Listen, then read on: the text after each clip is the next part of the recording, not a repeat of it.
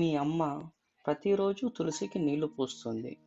మీ నాన్నమ్మ దీపం వెలిగిస్తుంది. ఎందుకు అని అడిగారా?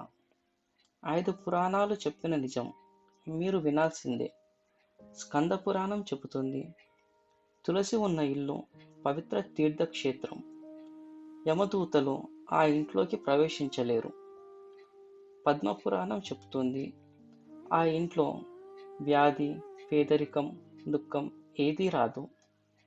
శివుడు నారదుడికి చెప్పాడు, తులసి వేర్లలో బ్రహ్మ ఉంటాడు, కాండంలో విష్ణువు ఉంటాడు, పూలలో శివుడు ఉంటాడు, ఒక్క చిన్న ముక్కలో 3 మూర్తులు.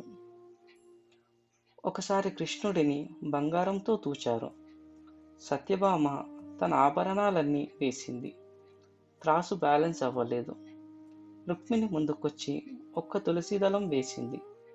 త్రాసు సమానంగా అయ్యింది. ఒక్క తులసి దళం సమస్త సంపద కంటే బరువైంది. ఎందుకంటే తులసి మహాలక్ష్మి స్వరూపం.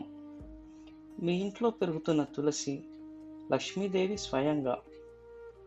పురాణాలు మాత్రమే కాదు, ఆధునిక శాస్త్రం కూడా అంటుంది, తులసి రాత్రింబగలు ఆక్సిజన్ ఇస్తుంది, వాయువులోని బ్యాక్టీరియాను చంపుతుంది, ద్రోమలను పారదోలుతుంది. 5 సంవత్సరాల క్రితం మన పూర్వులు చెప్పినది ఆధునిక శాస్త్రం నిరూపించింది. ప్రతి ఉదయం తులసికి నీళ్లు పోయడం, 5 పనులు ఒకేసారి చేయడం, తీర్థయాత్ర, త్రిమూర్తి పూజ, లక్ష్మీ ఆహ్వానం, గాలి శుద్ధి, కుటుంబ రక్షణ. ఇలాంటి మరిన్ని రహస్యాలు తెలుసుకోవడానికి కమెంట్లో జై తులసి మాత అని టైప్ చేయండి. మా ఛానల్ని ఫాలో అవ్వండి.